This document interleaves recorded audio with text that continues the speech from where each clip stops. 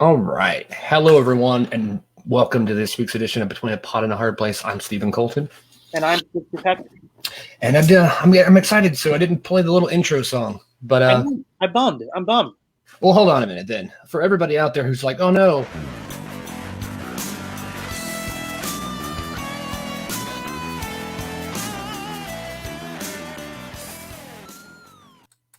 All right, there we now go.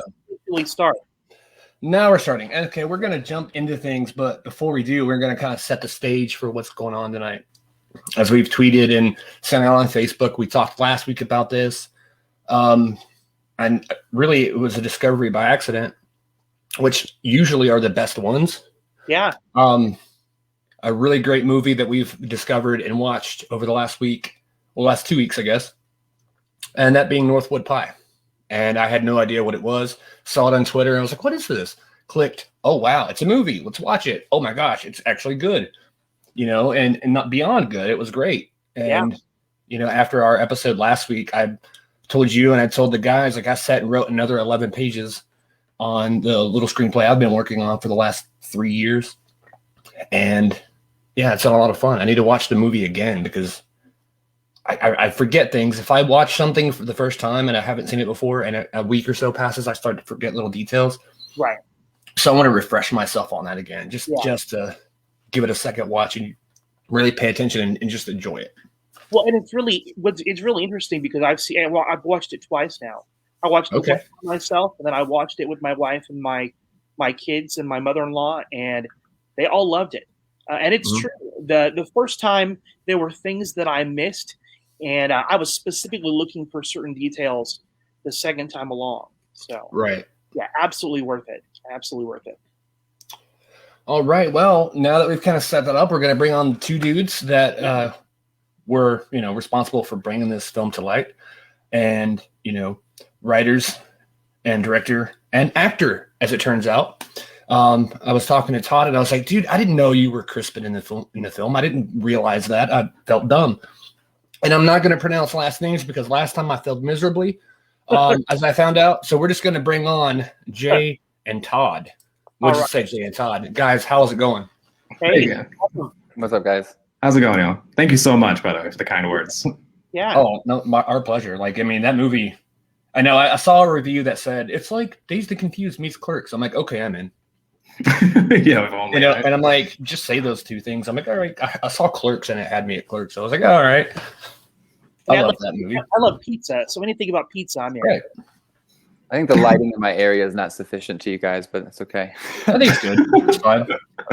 I mean, I'm in my kitchen. I just put a blanket up as a backdrop, and so. But thank you guys so much for watching it. Like, it means a lot. Like, just getting people to watch the film this size is means everything. So, truly, thank you. Like, makes my week. Well, it's crazy. I had not heard of the movie, and then Stephen recommended it, and so I watched it, and then I ended up going and having my family watch it, and we all loved it. I feel like there is just something very simple and yet heartwarming about it, and I just made an impact. So, yeah. Well, that means a lot. I can't believe everyone in your family liked it. I'm always scared showing it to grandparents and children. I never know the line that's too far or not. It doesn't really have a rating per se. So, but no, thank you so much. And it takes off our lives, which I think is why, there's a connection to it, or it feels a little deeper. Todd actually worked at the pizza place. So yeah. I knew, I could kind of realize that as we were watching you guys making the pizzas in the movie, that clearly you know what you're doing, right? Yeah, I mean, that's all Todd. Todd made, 100 of those pizzas, right? Yeah, thousands of those pizzas, to be honest. It was my first job. That actual location and the folks over at the real Northwood Pizza were kind enough to just let us shoot during and after hours. Wow, that's cool. Yeah, they're amazing. Could not have done it without them. Was it weird being back? No, I wasn't that far out. I was like a few months after I had left, to be honest. Oh, wow. And I visited there frequently because it was my sister's, one of her first jobs. It's very connected to the community. And so there were like a bunch of friends that worked there. So my little sister works there now. She has the job awesome. that the lead girl in the movie has. She works the front and folds pizza boxes all day. So it's like everybody has to be involved in the pizza place. Yeah, I mean, I had my little league baseball games or meetings there at the end, like they talk about in the film. I mean, it's all connected. So Yeah, there's a crazy story about that pizza place too. Is it had a different location and it closed down, and it was so intrinsic to the community that people actually were able to come together and open it back up in a new location. Ooh, that's cool. Yeah, That's cool. yeah, it's really cool. That's really cool. Yeah, I will say one of the neat things that I had not realized immediately when I watched it the first time was that it was set in Irvine. And as you guys know, I'm from Southern California. I'm here in Highland, maybe an hour from where you guys are. And I think when I was watching it, I was looking for I had seen like a street sign about Irvine, and then you talked about like the community college you were going to. ICC. Whenever I think of Irvine, I always think of it as being like a kind of upper class college town. That's normally what I think about when I think of the college. But there were just little things that I thought were kind of cool when I watched it. Yeah, I think it's definitely, for the most part, upper class. But I had a single mom and a little sister, and we just lived in an apartment. And I mean, it's still Irvine, so it's a nice area. But my mom was not wealthy by any means and isn't. So, but always had everything we needed. And I think that's the same with Todd. I know he had a sister and a mom and a single mom, and we both lived in a nice area. And it's one of those things where my mom wanted to sacrifice living somewhere nicer because she wanted me. Well, we lived here when you were younger, and it's a nice area, and it's a nice school, and just wanted to keep me there, kind of. So, kind of didn't leave. And it is, it was voted like the safest city in America, I think, at some point. So Wow. But the movie itself, we didn't really point out Irvine because I think it can take place anywhere. I think you can relate anywhere. It can be small town America. It can be any suburb. It's just, people get stuck and people get attached to their hometown anywhere. It doesn't matter, in the United States, overseas. I mean, it's something that everyone can relate to. Well, and you guys had mentioned, I think elsewhere, that this movie is very biographical, right? Yeah. I mean, it's a combination, I think, Todd and my life, and, like a third of our friends' lives, and just, seeing things we've noticed, people living in the area similar. But almost everything that happened, I feel like happened to one of us. A lot of the conversations in the movie are verbatim conversations I've had or Todd has had. So, and like we said, he worked in the pizza place. Every single location that they go to in the film, the park, the lake, places I still go to when I visit friends every once in a while or see them, but places I went all the time in high school to just eat Del Taco late at night or hang out. I'm glad that you Del Taco. I know that Steven doesn't know what we're talking about. I do. I know you're talking about. I don't remember because I was maybe 3 or 4 years old, maybe a little bit older, 5 years old. And there was a Del Taco here, and I live in North Carolina. I feel so out of place. Wow. Everybody that's been on this show is like California. North Carolina. I'm like, oh man. But yeah, we had Del Taco for a little while. Then of course the Taco Bell chain had to win out. But I'm like, come on. I remember liking Del Taco, but honestly, I don't remember the taste, the experience. But I do remember that I liked it and wondering why it had to go away. In Irvine, Del Taco is the only place that's open past 10 o'clock. So if you go at 3, I would go at 3 in the morning. There would be a line all the way wrapped around out of the shopping center, like 20 cars deep. Cause it's kind of hilarious, actually. I went there 10 times a week sometimes in high school. Like, oh my God. I don't know how. That's cool. Yeah. I would say a little too much. Yeah. I always say the workers there watched us grow up on accident. Probably. Yeah, honestly. Yeah. So I grew up across the street from the Del Taco and the pizza place because they actually share a parking lot. They're in the same center. So growing up in the apartment complex, I used to walk to the pizza place and walk to Del Taco. And those are the two places I frequented the most as a kid. So, cool. I have memories of Northwood Pizza being 3 years old. So it really is attached to me growing up. Yeah, that's cool. When did you guys start kind of working on the script for this movie? I think the beginning of 2015. I think we started talking about it end of 2014. I moved to Los Angeles October 2013, and I think Todd moved up here around the same time, either a month before, a month after. And we talked about wanting to do things for about a year, and then I wanted to make something in the vein of Clerks or something that was very doable, something that you can do for $10,000, $15,000 and trust the good dialogue and characters, and just kind of a practice movie. Because telling a feature film is a lot different than a short film, right? Having someone's attention span. So it's about that pace and that rhythm. And I thought it was the best practice was just to go do it.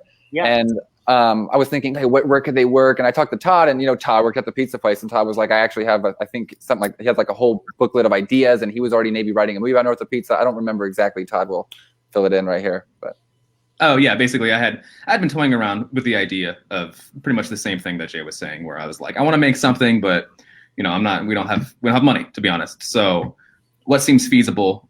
Shooting over the weekends, a couple hours a day.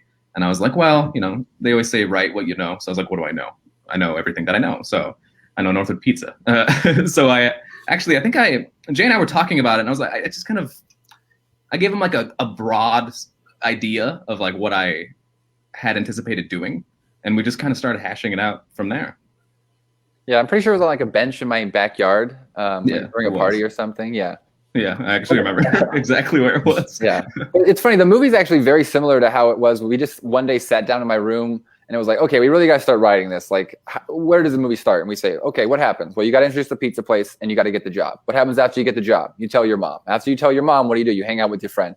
After you hang out with your friend, you hang out with all your friends. Well, then you go home. Well, then you got to have your first day at the pizza place. And after your first day at the pizza place, what do? You talk about your first day at the pizza place. Maybe you met a girl. You talked about the girl. Then you interact with the girl. So it was like, it just really naturally just like, we just kind of sat there and said, what's the sequence of events that just kind of flows? And the finished movie is probably 90% that one napkin that we wrote on, in my room. Or no card, not a napkin. It's more dramatic when you say napkin. Right? I mean, you make it sound very easy.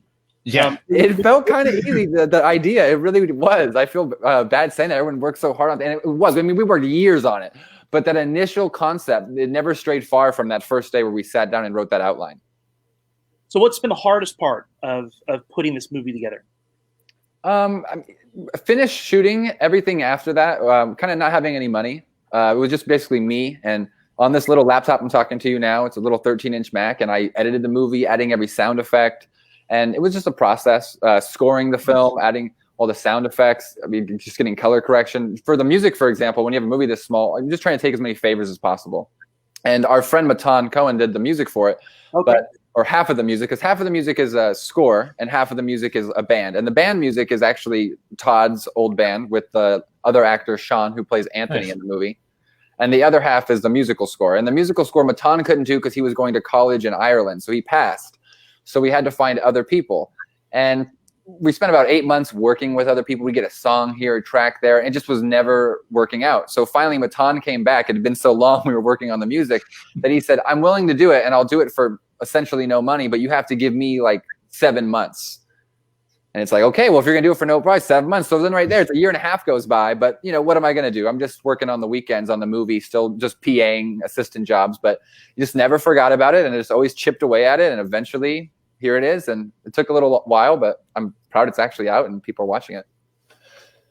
That's really cool. I mean, that's kind of where I'm coming from. I'm just slowly chipping away. I didn't realize like in August, it'll be 3 years I started writing. And I'm like maybe 45 pages or so. Yeah. But I'm still figuring it out. I'm stopping myself from going back to page one and going, no, this is better. This is because I'm stuck on the first like 20 pages for like a year. Oh, you can do that all day. I get stuck like that too. I mean, it's constantly, you can always think of a better idea. That's why we work well together, because I will I'm like, Todd, just keep writing forward and I'll keep thinking about all the issues, but just you look forward, I'll look backward. So we kind of have that back and forth thing. Well, and I'm glad you talk about that, because it's hard to collaborate with people, right? Yeah. Not everybody that you put together works well together. How is it that you and Todd have been able to be, I don't know, successful in your collaboration? Probably both of us probably don't see ourselves as any form of professionals yet, so there's no ego or anything. We're just trying to make it. That helps a lot. No, but we're good friends, and I'm sure everyone says that, and then 20 years later, they're stabbing each other in the back. Yes. He doesn't even know what a shirt is. I mean, we actually went to high school together. We didn't really meet until right after high school. And I think we bonded genuinely on a car ride to just kind of be in our friend's set. Matan, the guy who did the score for the movie, actually. And we just realized that we both pretty much see movies the same way. We see a good balance of art and craft. Like, craft is very important to both of us, I think. And so I feel like that's a big hurdle when you're working with someone. They tend to, especially on screenplays specifically. A lot of people want to inject too much art or too much craft and no art. And I feel like we kind of balance each other out. And yeah, I mean, up until that point, Jay was the first person I met that liked movies more than me. So it was pretty much just exciting from the get-go. you'd realize that he had the same kind of passion for film as you did. Yeah, and not even just the same kind of passion. Like we like the same kind of movies, like from the get-go. Like we have very, very similar tastes, and we tend to analyze and structure things pretty similarly. And any places that we tend to be lacking, the other person steps up. Like, you know. Yeah.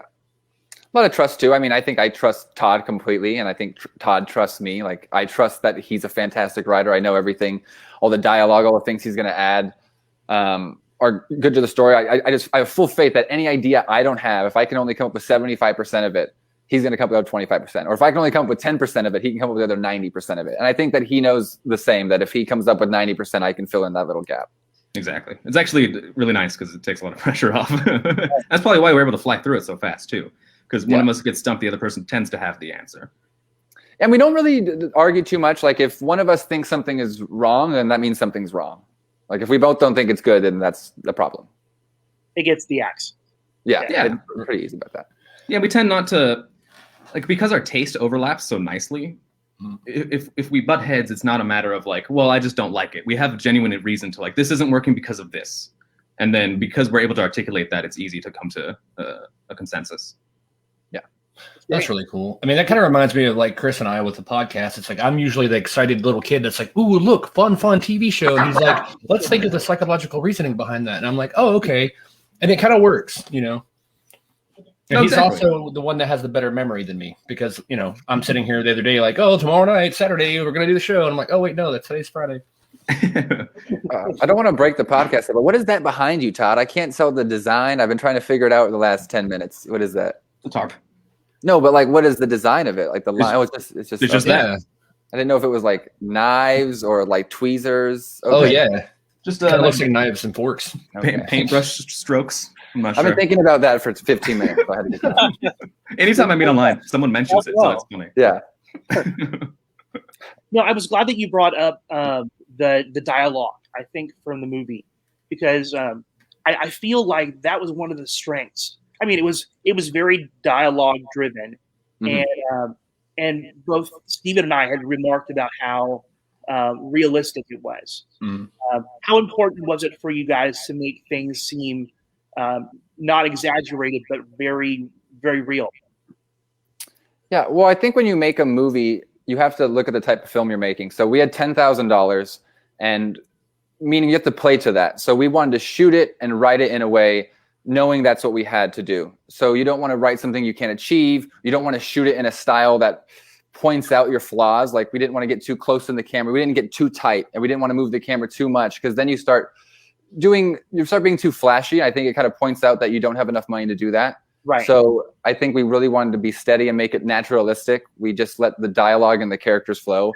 And Todd is just really the best dialogue writer I know. And Todd is just really is good at making characters have a voice and have a natural rhythm, because we didn't even get to do rehearsals. So the actors kind of just showed up on set. They ran through it once or twice, and then we would just record, and it just kind of magically had this cadence where everyone back and forth. It just flowed perfectly. Crazy. Yeah. Crazy. Yeah. I also think I had the luxury. I'm like almost afraid to take credit for the dialogue because I had the luxury of just growing up around a bunch of really interesting people. And most of it is, like you said earlier, just taken verbatim by them. Specifically, actually, like from Sean, who plays Anthony, the guy who I talked to in the car, the long hair and the hat. We have been friends since like middle school. So pretty much any conversation that's been had has like secretly come from him, and I hope he's not watching because I don't want him to get an ego.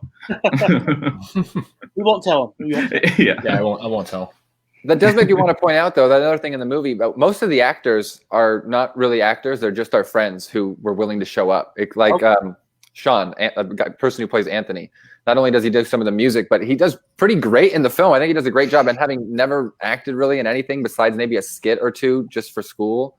Mm-hmm. And, you know, we're asking them to do dramatic stuff. So, I mean, I was really impressed with everybody. We got really lucky with the cast. Yeah, I would not have guessed that they were amateurs. I would have really thought that they had some experience. Yeah. Well, Annika, the person who plays Sierra, she just finished, or at the time she was going to USC, and she's a great actress. She's still doing stuff now, and The person who plays Lloyd, Paul, he's a great actor as well. And they were both professional actors, wannabe actors. I don't know when you consider yourself professional or not. To me, it's when I can pay for a house, but you know. Yeah, we got really lucky. I think it was a nice mixture. I think the non-amateurs really brought out the best in the amateurs, because Jay helped create an environment on set where we started just becoming actual friends while it was going. And I think that's in part to Jay. It's part because we were friends with half the people before the movie started shooting. So I think that goes a long way. Yeah, like Trevor, the person who plays, I'm blanking on everyone's name, and I made this movie. Yeah, me too. But Trevor, who plays Jason, the blonde kid in the film, they talk at the lake. He is pretty much the only one of the main core group of friends that we didn't know, and we had to cast him. We had auditions, about 40 people, and the audition was just tell us a story. We didn't even want them to read anything. We just wanted to tell a story and see how we would get along, and I would interrupt the story, and we would just try to have random conversations. And he ended up being the only one who kind of got what I was going for. We hung out, he came over, we watched some movies, and by the time we actually shot the film, we had already been friends for like 4 months at that point. And when he did come over and it was like me and Todd or maybe Sean working on the movie, we're already all friends. So he felt really kind of, I think, comfortable, and he just entered our friend group, and we stayed friends through the whole process of making it now. So I don't know. I think that just everyone felt really comfortable, and it was kind of got lucky, to be honest. Yeah.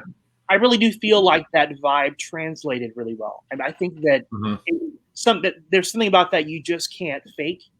Right, that was just very palpable in the film, that you guys really did enjoy each other's company. So that was cool. Thank you. Yeah, Todd, were you originally slated to be Crispin? Nope. Okay. Basically, I don't really consider myself an actor by any means. That's not my aspiration in any way.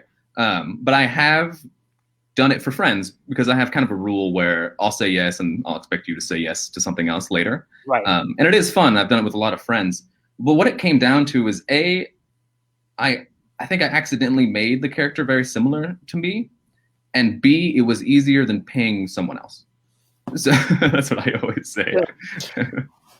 From my perspective, it was also, we just, it's hard to find someone to do that role. And Todd wrote it. And as he said, he wrote it kind of almost as himself. Todd understood the character, and Todd understood the movie, and he understood me. He understood what I could do as a director, my strengths, my weaknesses. He understood every aspect of the film, because he's also producing it. So I kind of just trusted him and said, Todd, you know what to do. You know the goal of it. So just kind of don't step in the way, and just let everybody, the goal was kind of like, let everybody around us shine. Annika's a great actress. When you're in a scene with her, let Annika steer it, and you'll be great. And then you have those key moments, which we filmed later on. I think Todd built up his confidence. So at the later half of the movie, when we finally shot some of the more dramatic stuff, I think it worked out really well. I was always impressed with Todd, and I was never worried about it. But what's so great is with him, we have a shorthand, which was what I really needed as a director. I think if I didn't know the lead actor, it may have been harder for me to kind of connect and get something out of him. But when something wasn't working, I can just go to Todd and tell him straight up, this isn't working. I could also go up to him and say, he's like, what do you need in this moment? Like at the end of the film, not to ruin it, but he said, what kind of look do you want? And I said, it's Harry looking at Hagrid at the end of Harry Potter. And he goes, got you. And he walks in, and the first take, boom, is the take in the movie, and he nailed it. But it's because I don't know if I could say that to just some professional actor that I'm hiring and trying to work with. I don't have that kinship with. So yeah, it really worked out. Yeah, it definitely worked out. I was terrified, but it worked out. And like you said, I was surrounded by a lot of talented people. Like they were all phenomenal and really easy to work with, and open and friendly. And I have to give a shout out to John Corum, which you haven't talked about, who's a cinematographer who did a great job. I mean, the movie wouldn't exist without him. And, we used his camera, and he was willing. We had a bunch of cinematographers they noticed before. I was just reaching out to people I never met, and kind of people just thought it was silly. We wanted to make a feature. And John was the first person that was like, yeah, let's do it. I got a camera, I got everything. So, and he amazingly talented, because I think all of the frames are just so perfect, and you can really look at them for a while. Because I think in movies, everyone's framed similarly, right? Just like we are now, we all shape up. So it's like, what are the intricacies that make it look professional or not? And I think John really knew just the inch here, the centimeter there, just really separates it. That when I watch Northwood Pie, I think it really does stand out from movies that cost the same amount of money or use the same camera. And I really have to give credit to John for that. Yeah, I got to say, it looks amazing. I would never have thought it was only $10,000 for that movie. I mean, yeah. Especially when the Clerks like took $27,000, and that was '93, so it was a lot more expensive back then to do a film. The film and stuff like that, yeah, of course. Yeah, but still, I mean, yeah, that's what I remind people. I'm like, hey, Clerks was more expensive, right? It was almost 3 times the amount. Yeah, I would say they're probably about even, because also you have to think of all the editing and the software, everything I have at my fingertips that he wouldn't be able to do. So right, it's more impressive to go out and make a feature in the early '90s than it is today. I don't think enough people have taken advantage of that. And that's why I was kind of shocked why we had to go make this. Is everyone has these cameras on their phones and everyone has all this technology, but there's not enough people running out and doing their own Clerks, doing their own Desperado or Slacker, and going out and making their own indie movie, I think. Right. And that's what inspired me to do it. I'm like, well, hearing Kevin Smith speak so much and then seeing guys like you doing what you do. And it's like, I can do that. I was going to make it. I was going to set a goal to make it for the same budget of Clerks, but I was like, wait, that's way too much money. I can do it way cheaper. Yeah. Maybe I can do it for $9,000. Who knows? Or for free. No. You could, though. That's the thing. I mean, that was, there was a lot of reasons we went about doing this, but I do remember early on, one of the reasons was we need to show people you can do it. Like, hopefully someone does better than us, and if they watch our movie and then are inspired to do better than us, and then they do, that's great. That's half the point. It was super fun. Awesome.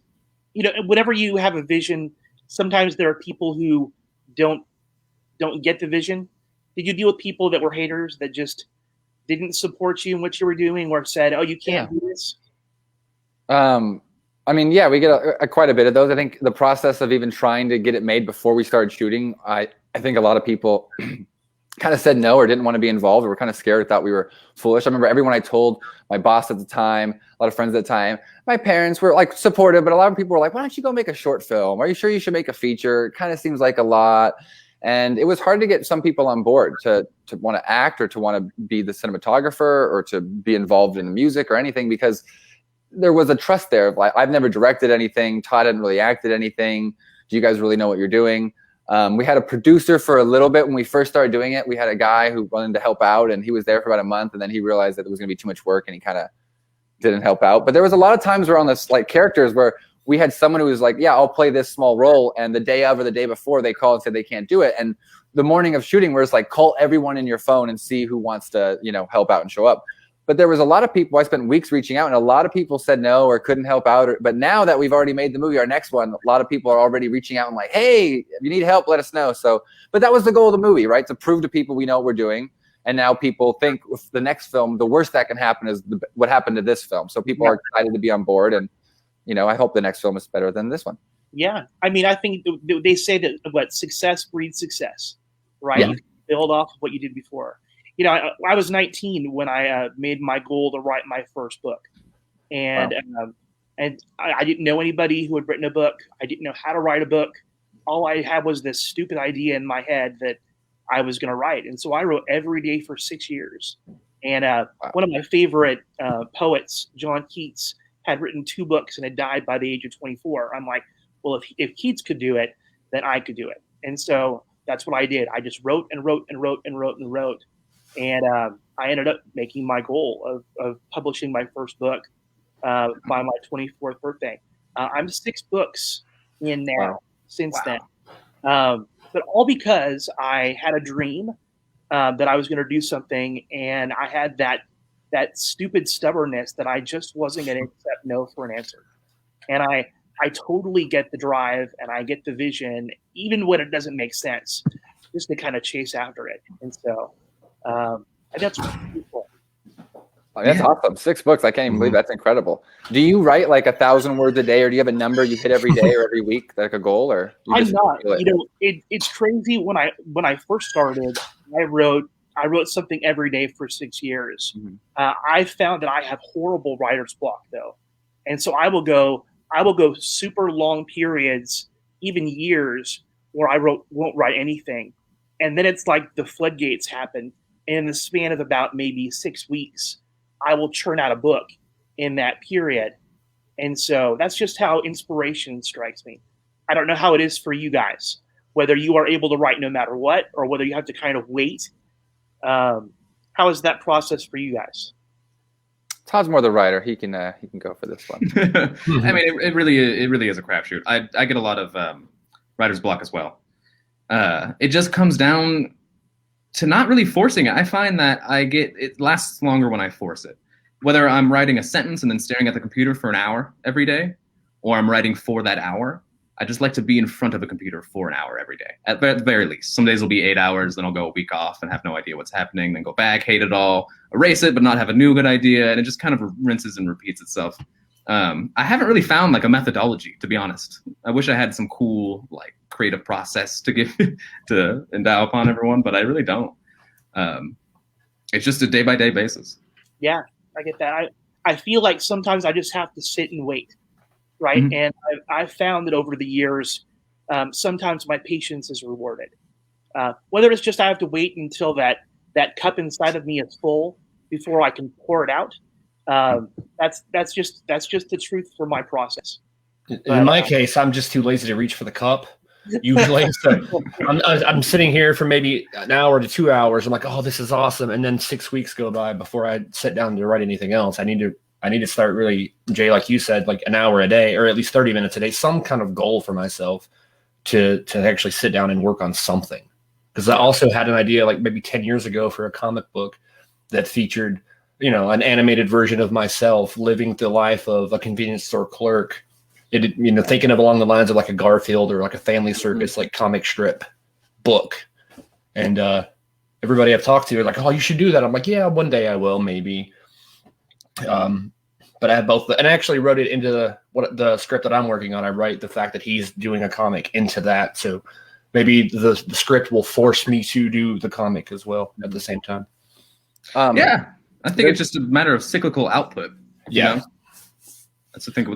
But that's really what it comes down to. That's the only thing that honestly this quarantine has given me, where I finally got tired of doing nothing for a little bit, and I found myself actually wanting to sit down and write every day. And then I did that for a few weeks, and now I feel weird when I don't. And that's the very first time this has happened in my 27 years of existence. I'm an amazing procrastinator and even better avoider. So I think it's just a matter of just consistency. But at least you admit it. Oh yeah, I mean, writing sucks. It's horrible. Yeah, I'm terrible. I'll be more likely to be sitting in front of like playing a video game or watching a movie or whatever, and I'm like, oh, I'll write. I'll just do one more stage of this game or one more movie or one more, and before I know it, a year passed, and now I'm like, okay, now I need to start getting serious and really like start to have some sort of self-discipline when it comes to actually creating something. Yeah.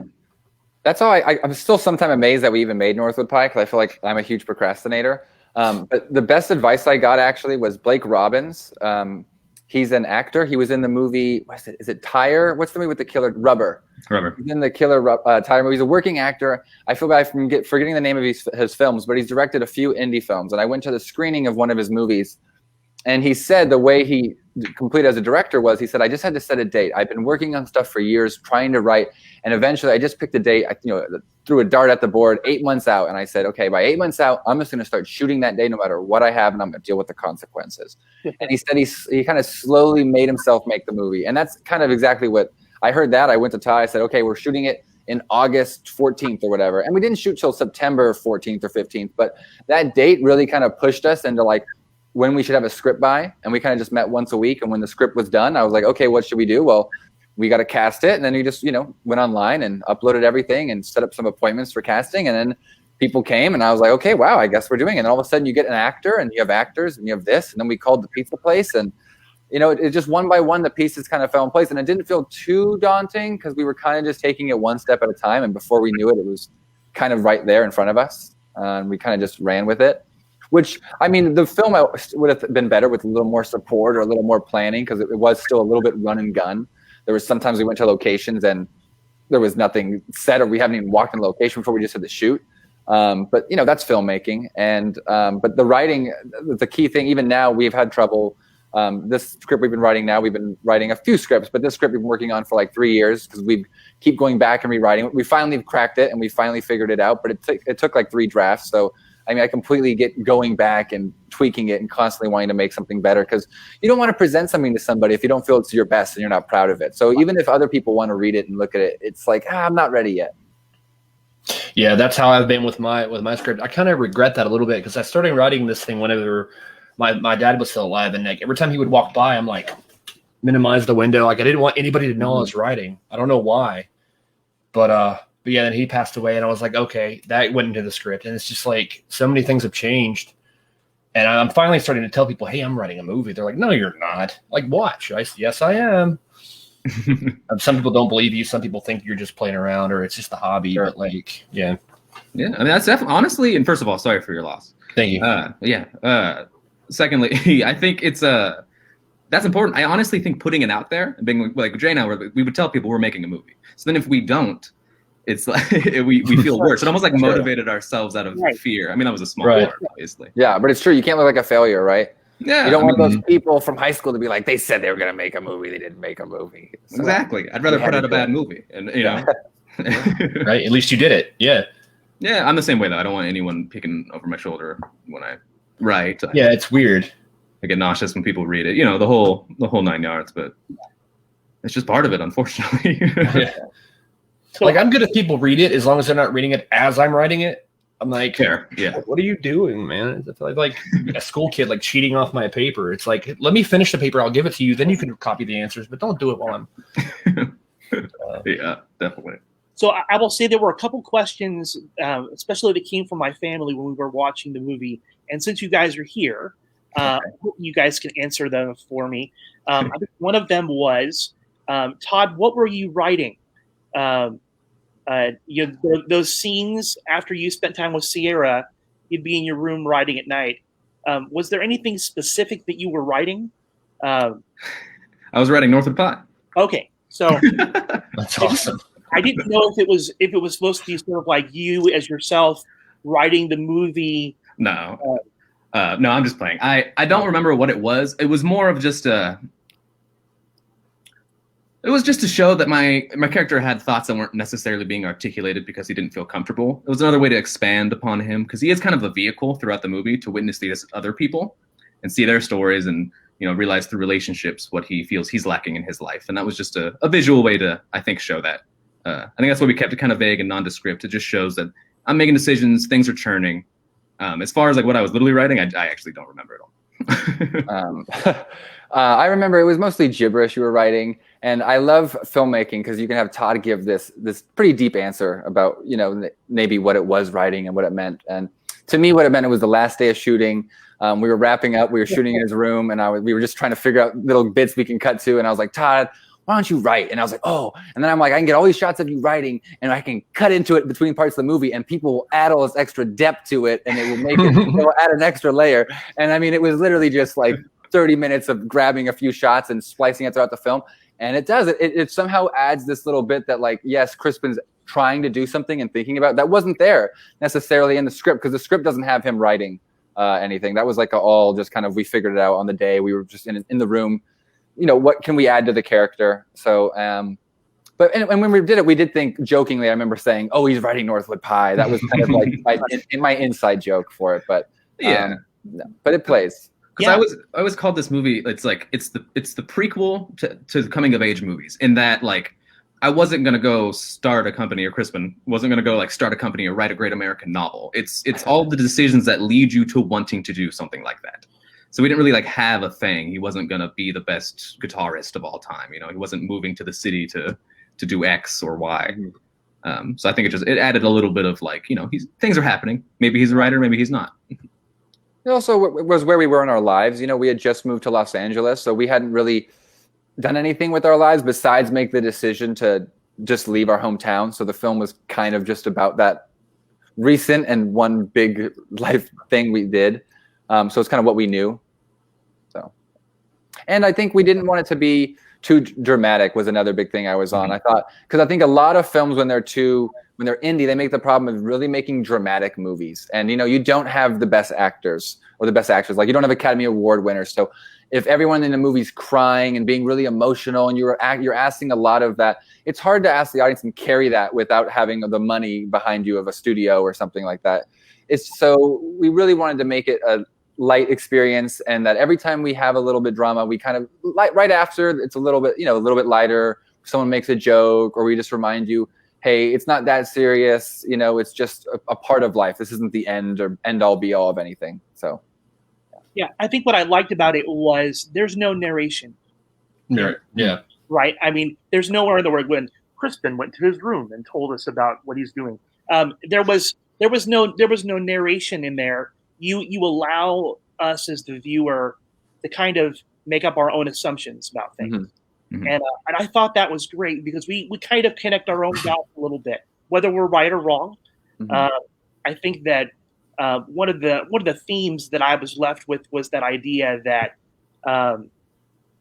if you want things to change, you can't do nothing, right? You have to make change, right? If you want something to happen. And for me, those little, you might have thought those being little throwaway scenes of Crispin writing, but for me, it really showed that he was doing something, right? That he was willing to make even small changes. I think the other question that was asked, Crispin has his mic drop moment at the very end, right? And we all knew he was going to play the pinball game. And he was going to beat the score. That was the only obvious part of the whole movie was that it was going to end. I think though, I thought he was going to ride that wave a little bit longer. But the turning on the spot and walking out the door and not looking back, I thought was a powerful moment. But I think that some people that had watched the movie with me were asking, well, what happens next? Right? Where does he go? Do we know what happens next to Crispin's character? He's on this podcast. Yeah. Yeah. Exactly. I mean, no, we don't have like a hard answer, to be honest. We have a joke answer, which is that we were writing a different script and it was a horror movie and he gets taken by a ghost while delivering pizzas. But the true answer is he just goes forward. And Jay had this genius idea actually of the last shot is reverse of the first shot in that we come through the other angle. And I think that was one of the first things Jay came up with. He's like, we have to do this. I'm like, that's amazing. And it didn't quite work out, though. I was bummed about that because in your head, you want to follow him it's like two shots where they close the door and then we go through. I wanted to have like one shot from the car all the way through the pizza place. But just the lighting switch from going outside to inside doesn't allow it to happen when we didn't have enough money and time and, crew. So just the exposure just jumps too much. So I had to cut the two shots. But yeah, that was the first thing I remember telling Todd too. Sorry. Yeah. To backtrack real quick. Yeah. It's funny you mentioned the narration because the narration was actually originally it had a lot of narration. That was actually going to be Crispin's big arc. It was going to be consistent, like nonstop narration, and it was going to slowly go away over time. And by the end of the movie, you would be left with just a shot of him and no narration because he's finally out of his head and doing things. I am so glad that you ditched it. Yeah. Yeah. I mean, that was very early. That was very early. That was like literally like the first idea of all. Yeah. I was like, what if? Right. Yeah. Yeah. And we similar sentiment, I think, executed it in a better way. He moves forward, I don't know. I never really actually thought about exactly where he goes. Home. Maybe he tries a big corporation. And he's like, no, that doesn't work either. I don't know. Yeah. He goes to Yogurt World and that's where he works. Yeah. He just walks across the street. Yeah. Yeah, I loved the writing scenes as well because I felt like that was the narration or that was telling you that what I took from it was like, okay, what we're seeing the characters do, that's what he's writing. Mm-hmm. He's like writing, well, today I did this. I felt like it was more like a journal entry. Like today I did this. I made a pizza and I saw a girl. And what's weird is because when I'm writing, I had the same kind of idea. Somebody told me, when I lost my father, they were like, you should just write a physical letter to your dad to deal with loss. And I'm like, oh, that's silly. But when you do it, it's like, oh, wow. Okay, and it really, really helped. And then I was like, I want to put that in, write a letter. And so periodically you cut back to like writing the letter. And I started doing that. And then I saw, you guys do that in Northwood Pie. And I'm just like, it instantly clicked with me there. I was like, I love this movie because like this is exactly, it kind of felt like we were thinking along the same lines in a lot of ways. So I think that's really cool. And yeah.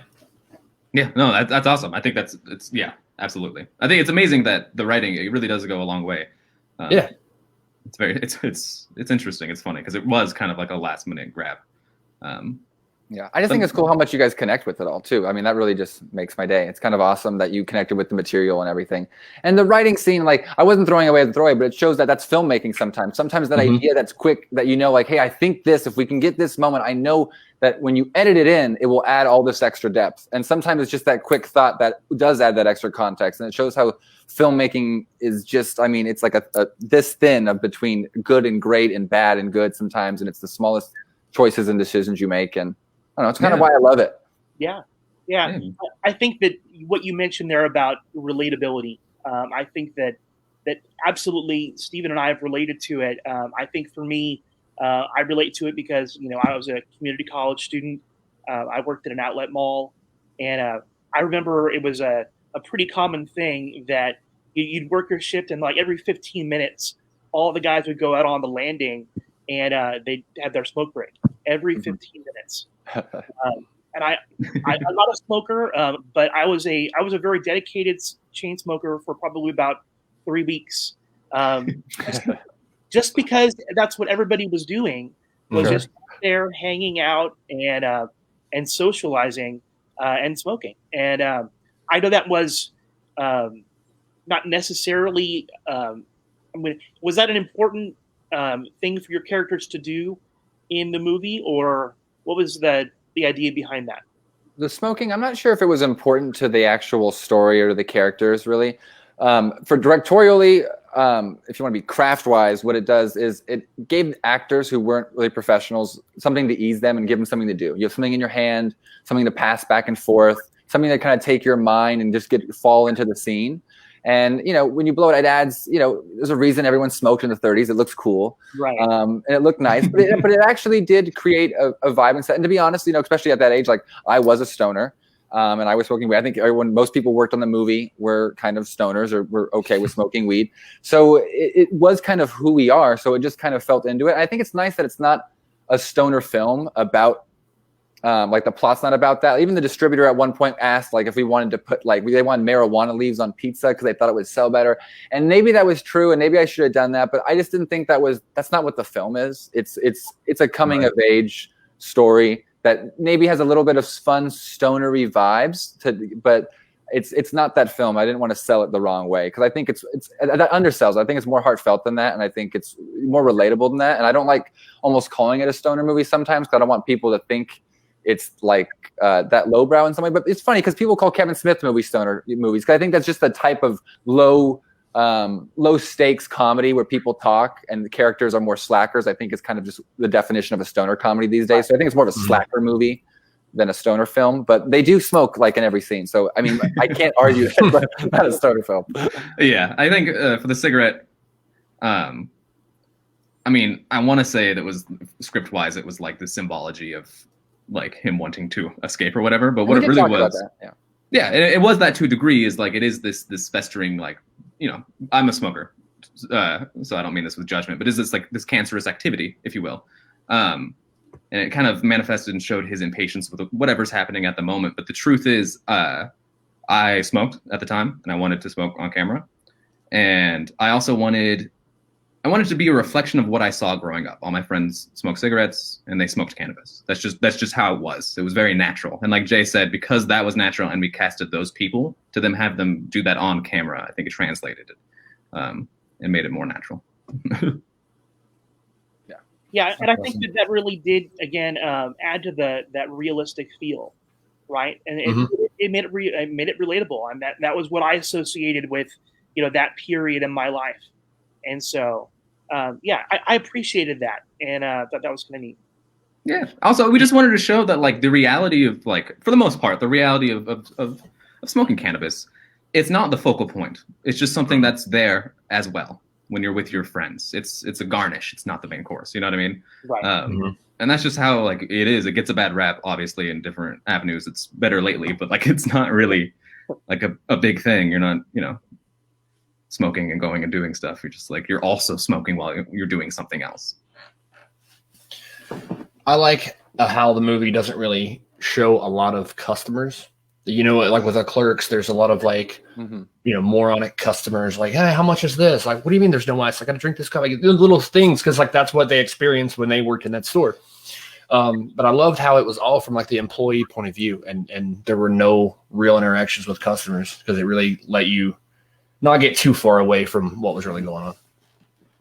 Yeah, and that goes back to it's hard to get actors too. I mean, we wanted to focus on giving it a flow and a pace, so we didn't want to get too caught up on people coming in. But there's a scene where my buddy Walter comes in and he asks the slice of pizza. They talk about Yogurt World. That was another case where we tried to get another actor. We tried to get somebody, and I probably should have cast somebody earlier when we had our casting session months. But I thought, we'll get a friend, we'll get somebody, and I spent the month or so trying to get somebody I think could show up that day. And the person who said they would show up just texted me and was like, "Yo, I can't show up." And Walter is a fellow filmmaker friend. I'm like, if I call Walter, he'll drive down here and do it. So I called Walter. He drove down there and did it. And boom, Walter's in the movie. So some stuff happened like that. But we wanted to, like I said, to keep when a movie is as plotless as this. Sorry to get caught up. You want it to still have a pace and still have a sense of energy. So we thought it's like as long as we're on Crispin and his thoughts and his emotion, just what drives him through every day, and he'll lead us through every scene. Then you'll be engaged with that because you're kind of just going through the day with him. You get sucked in. And I didn't want to kind of hinder that too much by starting and stopping. And I didn't want to copy Clerks too much. It was an inspiration from Clerks, but it was also equally inspired by a movie like Swingers was a big inspiration. And even the Way Back, which is out there. If you've seen that film, with Sam Rockwell, the pinball machine actually comes from that film where he rides a slide at the end, kind of when he leaves, he has to get to or pass someone on the slide to show that he's like kind of had his arc. And we wrote the script, the first draft or first kind of outline didn't have the pinball. We kind of just didn't have anything to really tell that he was succeeding. So we kind of forced that in. And it's a nice cinematic moment. I think the movie's naturalistic, but I think it's still a movie. And it would have been nice if we had a little bit more money, maybe made a little bit more punched up. But I think it is a nice little cinematic cherry on top to an otherwise realistic film. Now, was the pinball machine something you had to go and get and bring in, or was it already there? And you just kind of like added that into the story? No, we had to go out and get it. So it was put out feelers with all my friends and everything. And of course, as expected, the person who came through was my mom. My mom on Facebook, just like, who's got a pinball machine for my son's movie? And it was like, boom, I do. All right, cool. So thanks, Mom. And then the pizza place was really awesome. They let us it just sat there for 3 months in the pizza place. Wow. Yeah. No, kids, don't play with it. It's a prop. Yeah, I really can't sing the praises of the pizza place enough. Like they would just let us shoot overnight, and they would just leave, and they're just like, have at it, just like don't do anything with food. We're like, all right, right on. And then we could shoot during the day, just shoot around customers, just stop recording when a customer walks in. That's all you have to do, and you're fine. Half the movie, there's people, it's really open, which gives it a certain energy. In the beginning, when you see Crispin first making the pizza and they're talking about Goodfellas, behind him, there's someone like washing dishes and like, that guy's really working, but it really adds that character to it. And I thought, at first people were like, well, is it okay if there's people in the background that you don't know? And I said, yeah, it's like, you watch Bad News Bears, you don't know every kid. There's 2 kids on the team that are in the outfield you never see. They're just playing catch, they're just, long as there's enough people on the bench, it's fine. You only know the core people. So, and then there's also parts where customers walk by the frame, and that's like how I cut out. And there was parts where off camera, I'm just like, hurry, you have 20 seconds. I can see them parking the car, walking in the parking lot. And it's like, you got to cut that line or speed it up because we're running out of time. But it adds to that naturalism. It adds to that feel of just like run and go get it. And I think that's why it doesn't feel hollow. It feels organic. I think I watch a lot of people, I think when they make the indie movies, they try to make it professional, and they're trying so hard to show that they're just as good as everybody. So everything has to, but you can, when you do that, you're also pointing out, even though no matter how good you are, you don't have the tools. If you gave me the script to Avatar and you said, here's $10 million, it doesn't matter if I'm the greatest filmmaker in the world. Well, I can't make Avatar with $10 million. And if I tried, it's going to be a lower rent film. So is that idea of like, we have this small of a movie, like, let's make it that small and let's just embrace it. And I think it actually worked out. So. Yeah. Yeah. Even some of your filming choices. I think my youngest daughter is currently going to school to study film. She wants to be a film editor. Awesome. So awesome. What I loved about her watching the movie was she didn't comment about the acting. She didn't comment about the plot or anything. She commented on the shot choices and the angles. Right. That's what she was all about.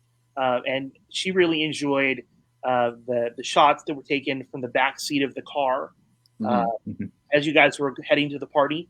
And so you might have thought that might have been a low budget choice, but it was a creative angle. Mm-hmm.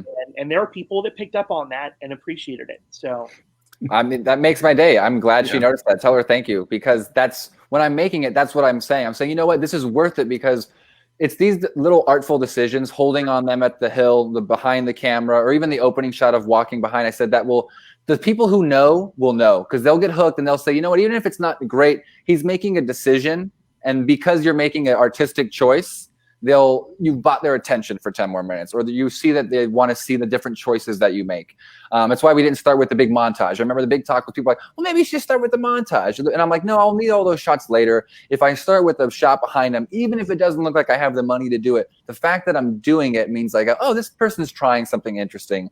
Let's, keep being engaged. So, and the behind the shot is actually one of those beautiful things where it's money and budget and everything coming together to make the best thing possible, because being behind their back actually allows a lot of things, because it takes the pressure off the actors. And again, the drama, if I was in their face, if they were just looking at each other and I had a close-up of them looking, it would probably feel too dramatic, and maybe it would feel cheesy, and maybe their performances wouldn't feel good. You'd be like, oh, he can't sell that line, he can't sell it, his eye switching. But when you put it behind them, they know, they take a deep breath, they're not on camera, and they're able to act and really be natural. And also, it gives me the chance to cut around or change lines if needed and swap out like ADR. So there's like a couple different takes that are all blended into one there. But it's still, it's again, it's an artful choice. When you make that decision to stay behind them, I think at first name, it's like, okay, but when it keeps going, I think you get sucked in. And that was one of my very first ideas with the movie. I was like, when I come up with a script idea, there's always like 5 or 6 shots that I know, these are the shots that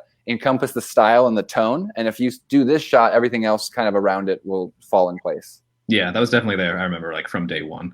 And from the actor point of view, I agree. It made it a lot easier because it's me and Sean, we're like the 2 non-actors of the movie, and we have to pretty much sum up everything that's happening with like a little dash of emotion.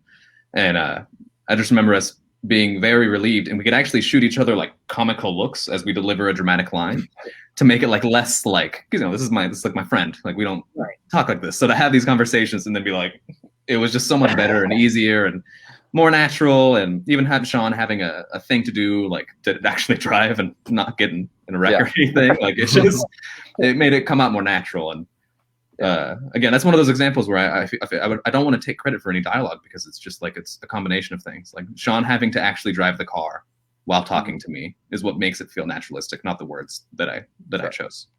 That was actually one of the few scenes that was rewritten and reshot, though. There was like 2 scenes in the film that we reshot, and that was actually the last thing we shot again. We shot it like probably 3 weeks after principal photography. We went back and we shot the car scene again because I just wasn't happy with it. I chose a poor path of the car. It was too dark. It was too long. And I think in the course of making the movie, I think me and Todd learned a lot about the theme of the movie, but I think we learned a lot about ourselves and our viewpoint on how we see things. And I think making the movie changed our perspective on maybe how we saw our own events at that time leaving. So the dialogue changed a little bit. And I think we also, I talked to Annika a little bit. I remember calling her and we sent her a draft. We got her notes because I really wanted to get her perspective on it, because there was a point where I kind of felt like, listen, we're all these guys making a movie and it's her. And I think I wanted to make sure that we didn't feel like we were like blaming her, putting blame on women. I wanted to make it clear that like, no, this is Crispin and his mistake. And there's absolutely nothing wrong with anything she does in the film. And she just happens to be this spark in his life for a second to influence him to do something. So that conversation, that break in the reshoot really helped. And I think the movie's much better with that scene shot over. And the other big scene, which I feel like is shot over, is their first date is another scene that we reshot, the walking through the park.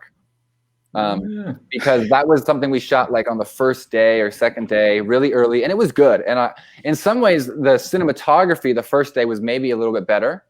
But the performances, while good, it was something about, it was after we had shot the whole film, everyone was a little bit closer. We knew it, we had a clearer goal. Everyone was friends, and it was so close. The parks, it was like, it's really right next to the pizza place. And I was just like, one of the last days of shooting, I was like, hey, Annika, do you mind, like, guys, can we just go to the park for 2 hours and just film 3 takes? Can we just do it, 2 takes looking at them, 1 take behind, and just do it again now that we're all friends? I think, and we did that, and the chemistry was there, the banter was there, and it just worked a lot better. So that scene was also reshot. Those are the 2 scenes that were reshot. So yeah, I forgot that first one reshot. I remember the Sean one was reshot, which I agree with everything Jay just said. It helped us get perspective, and like he was saying with Annika's character, to not put blame on her. And also, I think earlier dialogue had kind of like a condemnation of people staying put, and that's not the purpose of the film. It's deriving your self-worth through your relationships and not through the world around you instead. And I think that came through a little bit. Yeah, I don't think there was any condemnation about people that choose to stay where they are, but I think that we all have that we have to come to that realization of who we are and what we're meant to be, right? And for some of us, that is staying where we're planted, and for some of us, that means we're uprooting ourselves and stepping out and seeing where fate takes us. I certainly understand that. So I think that theme really did translate really well. I think so too. Yeah. Good. I'm glad, because the movie is it's made about and by people we love. So hopefully that came through. It did. I was looking at some of your stats about the movie. I know this is your baby, and you guys should be proud of it.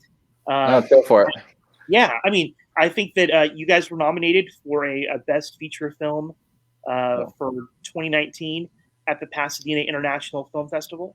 How did it feel to be nominated? That was pretty good. Honestly, I feel like the only reason I'm sitting here is because of that film festival. I don't know how film festivals work. It's weird because I made a short film, that little horror short film that got into like every film festival I submitted to. And then this feature film, I mean, we got rejected from like 16 film festivals. I got rejected from everywhere. Burbank, LA, Dances with Films, Slam Dance, Sundance, like you name the film festival I submitted to it, I got rejected from it. And it was one of those things where I was kind of bummed out about it. I was like, I didn't think it was that. It turned out better than I thought. I was pretty happy with it. Yeah. And then we got into Pasadena, which surprisingly it was a bigger festival than I thought. And it was actually one of the bigger festivals in LA. And getting into that festival, we then played, and then we found out we got top 3, which was a big deal because there was still I think there was 15 or 16 feature films, and to get top 3 movies. And the films were one of the films cost $1 million. One of the other films was directed by a guy who has 2 Emmys for his TV shows. And then it was our film. And I was and I remember being wow, this is great. It's nice to know that we're in this company. And that's actually because we got nominated there. We actually got approached by 2 different sales agents. And then through talking with them, eventually led to figuring out who we want, getting a distributor. And, here we are today. So, I mean, it maybe would have happened without it, but as of right now, I got to give all the credit to Pasadena and that nomination for the movie coming out. Yeah, it's cool. And what I love about what you talked about there was this. You heard a lot of no's before you finally got a yes. Yeah. Right? For me, I remember I sent out probably 50 query letters looking for a publisher. 50 of them where I got no's, and on my 51st one, I got a yes. I mean, so I certainly understand that a whole part of the process is just simply learning to not quit, to keep pushing, don't accept no for an answer, and at some point, somebody's going to say yes. Yeah, I'm happy that somebody saw the genius of your film. So am I, and it worked out. And not to brag, but we have a 93% on Rotten Tomatoes. We have 14 critics, and 13 said and 13 liked it, which is, I mean, I didn't expect that, and it was that's great. That's and I'm thinking to myself, why weren't these people in charge of these film festivals? The film festival, it was super cool. It was really surreal being there, and again, like everything. When we learned, it was awesome. Obviously, I was ecstatic. But once you get there, it's the people that ran the festival. They were complimenting us, and that felt better than any email that said you got in. And then, just watching your guys' last podcast and you guys connecting with it so much, that is really, to me, that's the more surreal stuff. Right. Even on the Rotten Tomatoes, seeing all these people that actually connected to it. It's it's great that it looks great, but then reading the review and then being this reminds me of my friend from 11 years ago. I'm dang. That's cool. Even seeing people hate the movie is nice. Someone gave it a 5-star review, and I was oh, and I looked at it, but then right before he watched Dark Knight Rises and gave it a 5-star review, and I was see, we're just as good as Dark Knight Rises. And he watched our movie right after. Who watches? He watched Batman and then watched our movie. What are the odds of that? Come on, that's awesome. Cool. And a 93 honestly kind of seems a little better than 100. It makes the 100's fake. Really, 100 looks 100's fake. Yeah, It like adds nothing is perfect. So I mean, yeah, it made it more legitimate. We got a bad review. That's awesome. That's amazing. Someone watched it and they had a reaction to it at all in any way. That's amazing. Well, and I think what's telling, you guys aren't paying us any money for this, right? We, Steven and I do this podcast because we legitimately love the stuff we talk about, right? We watch movies, we watch TV shows, and we just enjoy kind of celebrating those things, right? And that's we love what you guys have put together. We're really happy to give it praise and to do what we can to promote it for you, and to just really thank you for the effort and the time you put into it to make a movie that we've enjoyed and we've been inspired by. And and you guys are just two really cool guys, and we were really thankful for your time and your willingness just to come on and talk with us. So. Absolutely. And I gotta say, it's more of a pleasure to have you guys on here than say, like, if Bruce Willis called, like, I want to be on your podcast. Like, no, I'm talking to these guys, because it's like somebody like that, all this big Hollywood, like, I am an actor. Like, there's no relatability as far as for me. Guys like you are, more fun to talk to because you're just like, we're a lot alike, or you're like-minded and have the same sense of humor, the same style of ideas, and that's the like kind of we thing. met at a bar or something. We're just talking. Yeah. Yeah, that's the fun part. I was telling, I don't remember who I was telling, but I was like, it's amazing because obviously you want to make a movie because it's fun and it's a creative process. And then of course you also want to connect to people. And then, but like, there's that third thing that's under there. That's like, I kind of want to like be interviewed and like talk to people about it. Cause it's like, it's fun. And that's how you really connect with someone, is face to face. Right. So thank you guys for taking the time to watch a random movie, and then taking the time to use your platform to talk about it. It's awesome. Yeah, I can't thank you enough. Thank you. Thank you. Yeah, Jay sent me and he's like, yo, you got to watch this. And I had no idea what it was. And it was amazing. Awesome. And I mean, I'm down to come on. I know Todd is. Anytime you guys need someone to talk to, we're always down to talk about anything. Great. Awesome. Yeah, I don't know what you guys like as far as pop culture and different shows, but Chris and I, we usually talk about, DC comics. Mostly, we'll sprinkle some Marvel comics or something unrelated to comics at all, but we kind of gravitate more towards the DC comic stuff. That's just how we've bonded, and we met on like a chat. Well, no, it was a chat room. It was a Facebook fan group for the show Heroes on NBC, and show was off the air for years. It was just this fan group. And we're like, oh, did you like Heroes? I like Heroes. Who's your favorite? Oh, this guy. And then now we're going on. What is it? We figured out like 9 years or so later. Oh, it's crazy. Oh, wow. And we're still talking about that kind of stuff. Well, what's amazing is Steven and I, we've never met face-to-face before. Right? We've only had an internet friendship. That's crazy. And even doing a face-to-face podcast is still relatively new for us. It had always been done, through texting or through Facebook messaging. So it's just kind of cool how this is kind of allowed our friendship just to kind of mature a little bit. So, yeah. And it's really fun too to share those experiences. Like it's cool enough to talk to somebody that's been involved with something you love, but to do it with a friend, it's like, oh, look. You're like, we're here together doing this thing. Yeah. And so that's really cool. Yeah. If you want to talk Heroes, you got to talk to Sean, Anthony in the movie. Big Heroes fan. Okay. Huge Heroes fan. I love it. Yeah, he's the worst. Yeah, our big thing now is like the Flash and Superman and like all these new shows that are on now. We just don't stop talking about them. Yeah, Jay and I do very, very similar things. As you can see, his movie collection behind him. Yes, right. Yeah, I'm not big on the TV shows though. Yeah, I have to catch up on them. I'm behind. I'm behind as well. We've been watching Supernatural, and there's like 15 seasons of it. So. Right. I'm almost done. I'm on season 15. It's almost over. Right.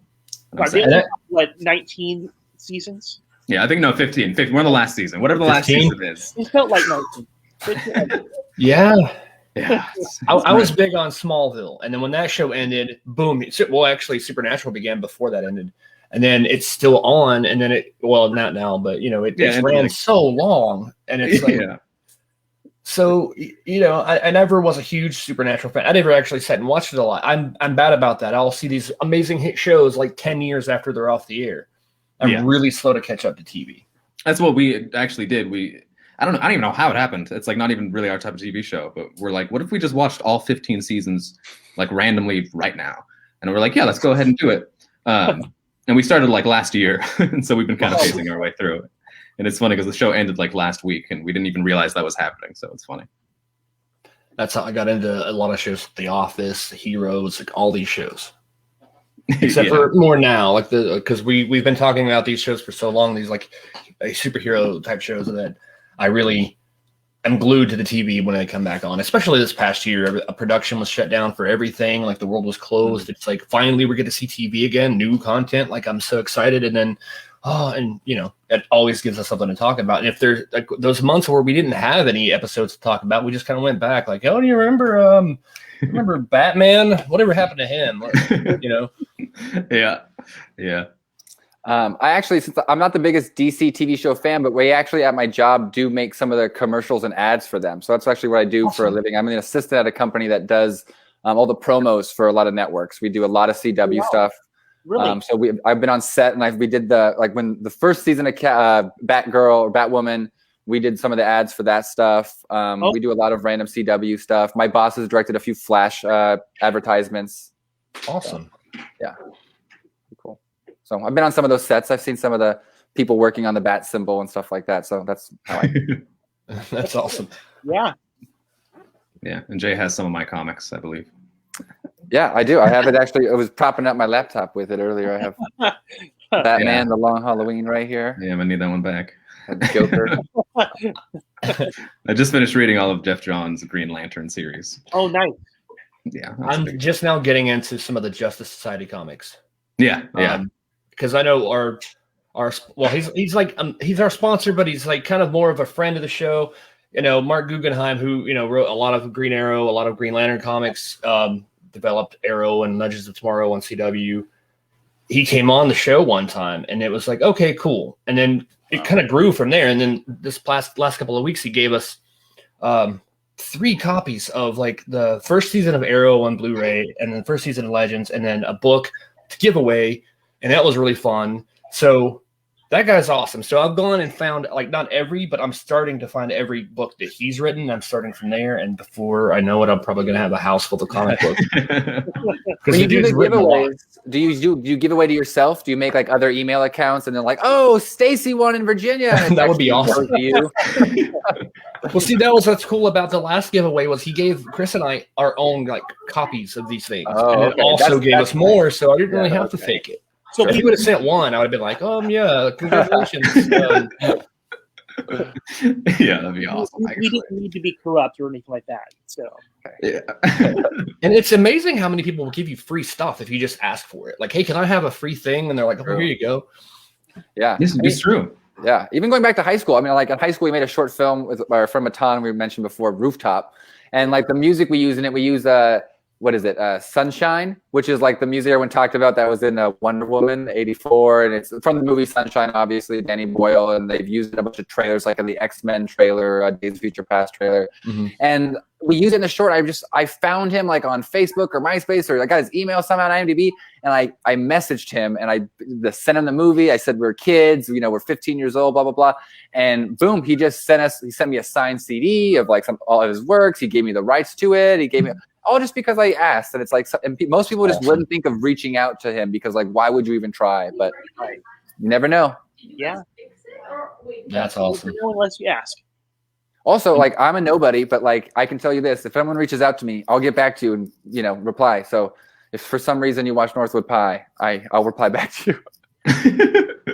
Well, we want to make sure that before we sign off here tonight, Stephen, make sure that you go ahead and put in all of their Twitter information so that you can follow them and like them and all that kind of stuff. Boom! I had it typed up, ready to go. Yes. I'm not going to try to read these because, as we saw last time, I'm not good with names, so I'm not going to try to say these names. Just there it is. Follow these guys on Twitter. And hey, make sure you put mine up there. Now that I've got a more better Twitter than I had before. Yeah, that was awesome. It was. Yeah, Chris's Twitter was like Chris 12456792 or something like that, and it was just amazing. It's much better now. Yeah, I gotta change mine, to be honest. It was a joke because Todd in German means dead. So when I went to Germany for a little bit, I would say like my name's Todd, so ich bin Todd, and so I was introducing myself as dead all the time, and it got like I am dead. That's how I would approach people, and it was just like elicited really funny responses. So it's Todd, but in German. Or I wonder if anybody got confused and thought you were the Grim Reaper. Or Yeah, like, exactly. oh, death. They're all really confused. It was really funny. Well, the name makes a lot more sense now. So Yes, it does. It wasn't really supposed to be seen, to be honest with you. But I just. Oh wait, I did not put the new. This is an old. Oh no, what did I do? Steven. Okay, so let's. But as you see, I wasn't exaggerating. That is probably the worst He wasn't on the planet right there. Let's see if I can find this again. Like, what was the new one? Oh my gosh, I got so used to that one, I memorized it. I know. Wow. It's 1959. Oh my gosh. That should be the phone number in our next movie. They call that number. I was literally just thinking the same thing. Like the same exact thing. That's funny. That's amazing. Yeah, unfortunately, Jay and I have tough last names. So yeah, I mean, I was trying my best last time. I'm like, this is gonna be. I'm gonna get it right. Watch. I'm gonna be the one guy in the world that gets it right. Here we go. Failed. But hey, I don't think they're all that tough. Having the last name Kirkpatrick, I've had so many people butcher my name where they think my first name is Kirk and my last name is Patrick. And I can't tell you how many times that I've had that. And then I remember being a little kid and having to learn how to write Christopher Kirkpatrick on everything half the day. So this struggle is real. Yeah. No one's ever. I don't think anyone's ever actually gotten my name correct. Not once. No. It's not. Is it Knaak? Nope. That's what everyone thinks. Yeah. I go by Knaak. No matter what anyone says, I go yeah. Because that's right. That's it. Yeah. Knaak. Exactly. Yeah. It's Knaak is way better. Okay, here's I would have gotten that one wrong. Yeah, it's a weird one, right? It's very strange. Yeah. You see it written, you think it's something, and if I say it verbally, no one spells it. It's a whole. It's fun. There we go. Now we have it. All right. I got it fixed. Took a second. So yeah, at Pod and Hard Place is our show Twitter, and then Mark Guggenheim, who is our wonderful friend and sponsor. He's at MG. Well, I'm not gonna spell the whole thing out. M Guggenheim, and myself at Steven_Colton, and then Chris is new and more. I think more easy to say. Twitter is CJ Kirk 1979, and I made the joke when I first saw it. I'm like, look, you're Captain James Kirk. Yeah. Star Trek. Didn't this first Star Trek movie come out in '79? Probably. It did. So So there's a lot of I just thought you were a big Star Trek fan when I saw that. I am a huge Star Trek fan. So yes. What's hilarious is somebody went to my dad and did the Vulcan hand sign and said live long and prosper, and my dad had no idea what they were talking about. He just thought they were being really nice. Like, what is this a nice thing to do? Symbol here, right? It is. Yeah, out of context, that's actually a very nice thing to say to someone. It is. Well, hey guys, we want to thank you again so much for coming and joining us. It really has been an honor and privilege, and we look forward to hearing what's coming up next for you guys. Hopefully there's some cool projects you've got that you're working on, and we'd love to have you on again sometime if you have time and availability. So yeah, thank you so much for having us again. Love to talk more in the future with you guys, and we'll share with you our next project for sure, and we'll keep in touch. I'll keep messaging you and stuff. And all right, thank you so much. Yeah, thank you guys. Yeah, guys. See you guys so much. See you. Bye. All right. So that was fun. It was great. And, we can probably, go on and on and on and on all day about how wonderful the movie is, but you got to, kind of watch it for yourself and kind of make your own decision. So I agree. Yeah. If you're watching this and you have not seen Northwood Pie, then I would say really what's wrong with you. I think that we've certainly given you enough reason to go check it out. Plus it's which is even better. You can Tubi TV, I believe. I think on the last show we put a link on here or information. What am I saying? Information about how to see the movie. And I believe you can just Google Northwood Pie, and it'll come up, first thing on there, IMDb, but then there's a YouTube preview and all these things, but you'll find it in there. A site to watch it. I saw it on Tubi TV, which is free. You can log in for free, watch it, and you can also support them by buying the movie on I think, and I know it's on YouTube, and there's other outlets as well that it's on there. But check it out. I will say that I was super tempted to be like go into some place in Irvine and actually go and get pizza from Northwood Pizza. I thought that would be the coolest thing in the world. You should have gone there and then saved the box and then held it up tonight and be like, "Hey, look at this." And, it would still have been a little bit of a drive for pizza. Yeah, I wonder if they deliver. I wouldn't want to see that delivery bill. That'd be quite a drive. Like $45 delivery fee. Oh my gosh! I mean, I'm sure the pizza is amazing. I'm sure it is. Yeah, but if you're anywhere near Irvine, you check that place out. Yeah, and if you're going through Irvine and then immediately teleporting to North Carolina, then bring me a slice of the pizza because I mean, I really want to try it. It really made me want to go to one of those old mom and pop style pizza parlors. Even if it's not Northwood Pizza, I still just craved pizza. There's a Sbarro's in our mall food court, and I'm like, that looked a lot better the other day when I was in the mall than it did before I watched the movie. Right. That movie just made me have a new love for pizza. I mean, go figure. Well, and I think you're right. That whole mom and pop kind of thing. You can get a Domino's pizza or a Pizza Hut pizza or a Papa John's anywhere. But there are some places where it's family owned and there's something special about it. Even if nobody knows about them or who they are. I think there is, I think there's something endearing about that.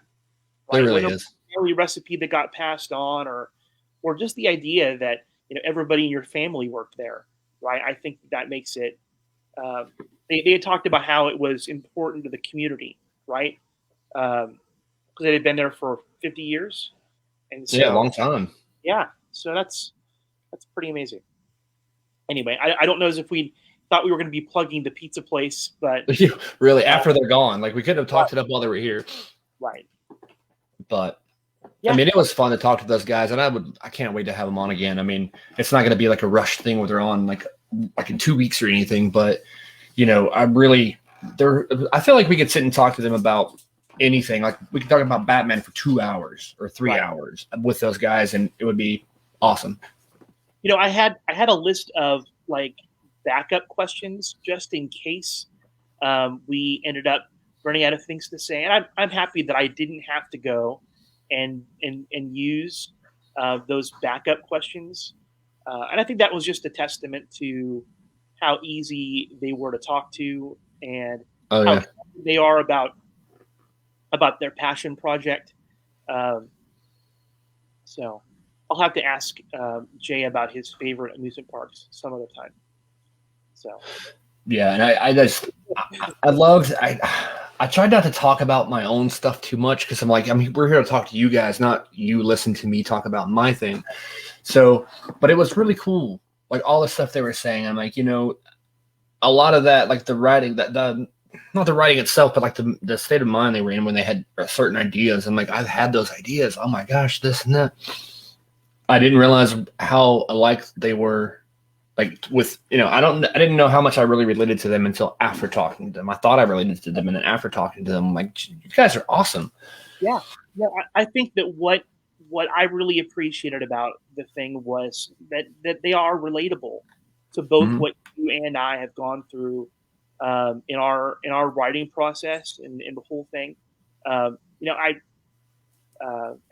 So my goal is always to get whoever comes and joins us on the show, to get them to talk and to share their experience. But I think at the same time, that we're sometimes going to relate to people in our own ways, and where we are in our lives and what we're going through. I I think it ties into that whole thing.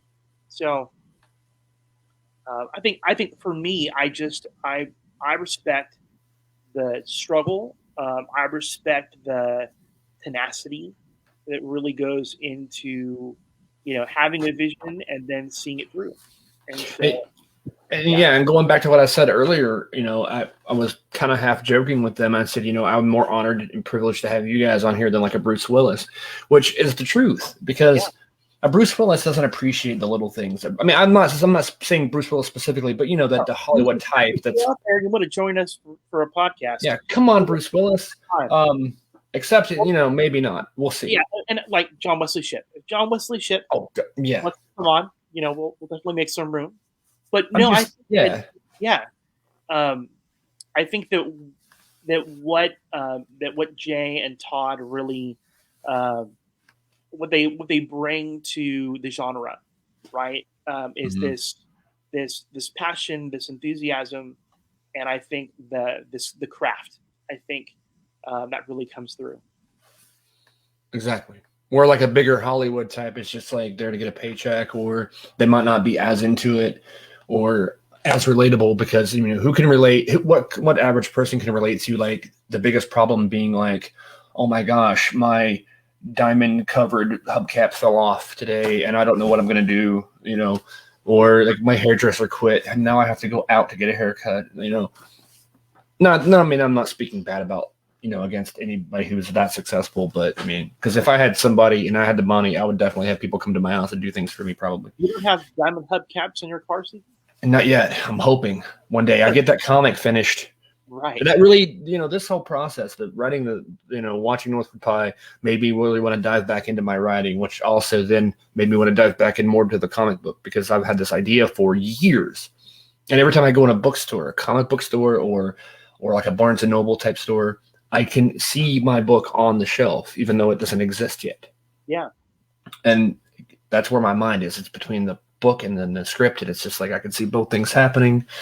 I can see my movie in like a $2 bin at a local shop or something like that, or even existing at all. Like I can, it's exciting. Stephen, don't sell yourself short. You are at least worthy of a $5 bin.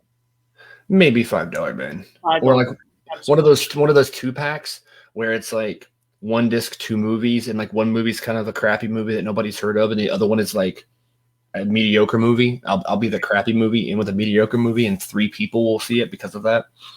But I don't care. I mean, I don't want to be like some big huge name. I want to have one thing that I've done, one thing.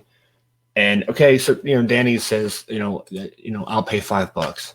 Okay, so you can get an advanced copy. Hey, maybe this is the point right here. Everybody, my movie coming out, don't know when, but if you give me $5 right now, you will have a copy for free later. Just saying. Or if you include $7 instead of $5, you can have a copy of my non-existent comic book and my non-existent movie. Pre-sale starting today. Or if you send me $12, I can send you my actual book. Ooh, yes. I know. Like $12 for a book now, or $7 for a book and a movie in like 10 years. Even it sounds like I'll gladly pay you tomorrow for a hamburger today. Yes, exactly. Exactly. Yeah. No, I'm terrible. Well, hey, awesome. We have almost reached the hour and a half mark. Yeah, we tend to go along sometimes, and it's cool though. But there comes a time when everybody has to stand up and walk around, or eat, or whatever. This has been I hadn't even thought about us scheduling it for today. Easter. Yeah. And, for us, my parents drove 2 hours to our house today, so we had the big giant Easter dunch. Before the podcast, so I've got belly full of roast beef. Nice.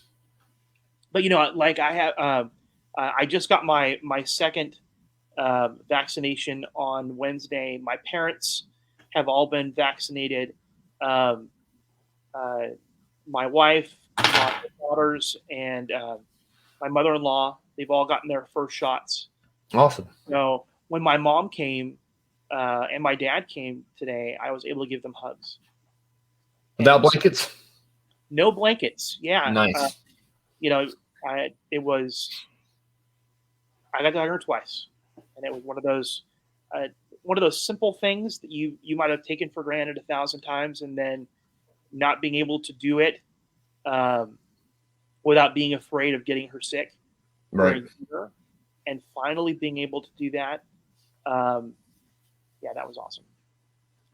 So that's awesome. Yeah. Hopefully we can get back to some normalcy in the world. I mean, I think it's starting to creep around the corner, but I mean, it's been so long. And I've actually sat at home for nearly a month now. I mean, not because of anything, but I'm transitioning jobs once more.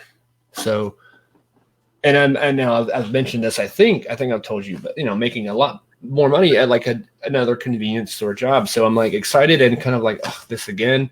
But I mean, it's going to be a very busy job, and I'm hoping that that's going to serve me well and actually be more of a blessing than like an annoyance. But I'm excited. I'm going to start doing that pretty soon, hopefully. And just did all the little paperwork online today, like, oh, give us your tax information and this and that. So it's like more real. And I'm going into it, I'm thinking, oh, well, the money is so much better. And that's what I'm thinking about. I'm excited about it. But when I get there, it's like, oh, no, maybe I could go do an easier job than this, even though that it's a gas station. It's not hard. But I doubt myself too much, I think. And that's what keeps me from writing, from drawing, from this or that.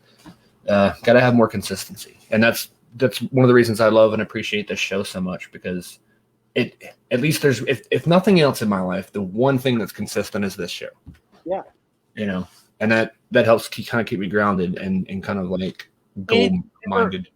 Yeah. If you ever get that stupid voice in the back of your head that goes, you're not good enough, I feel like sometimes we have to constantly remind ourselves, that I am good enough. I can do this, and I'm worth it.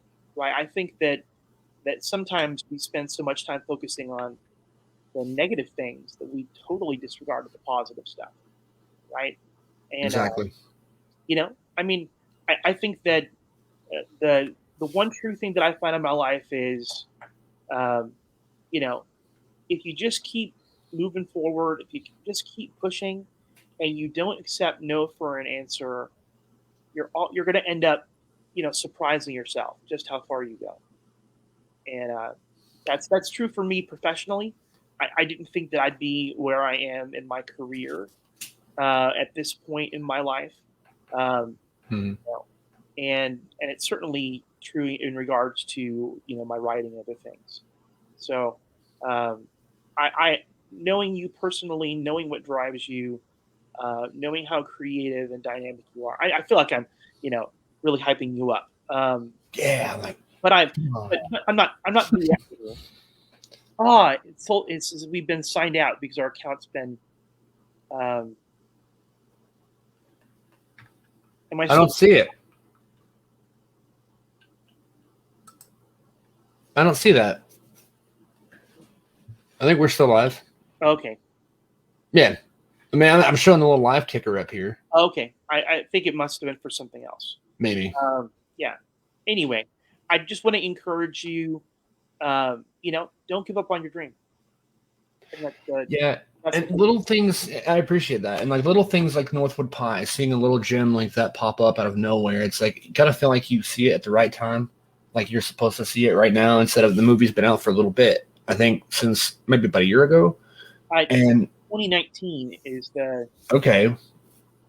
So yeah, I mean, almost like 2 years. I mean, depending on what part of the year, but yeah, it's like, why did I not discover that then? And why, like with Mark Guggenheim, things always like fall into place. Lee Newton, all these wonderful guests we've had have been by accident.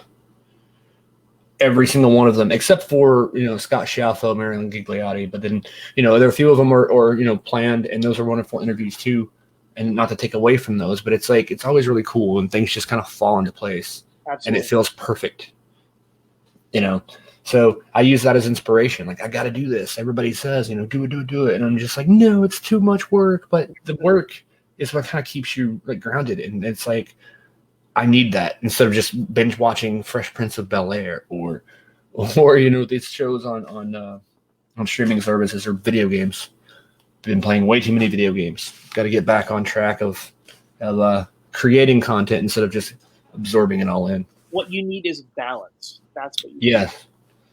Balance, like Mr. Miyagi says, balance not just for karate, balance all in life. Or I forget how he says it, but you know, that's a true thing. And maybe I need to watch Karate Kid again. Or just Mr. Miyagi. You can never have enough Karate Kid. No. Can't wait for Cobra Kai. That's a whole other conversation. But, It is. We'll go down that rabbit hole some other time. Yeah, some other time. Hey, I'm going to go ahead and sign off, but it's been a pleasure, and I had a lot of fun. Absolutely. So you have a good night, all right? You too. All right. All right. Take care. You too.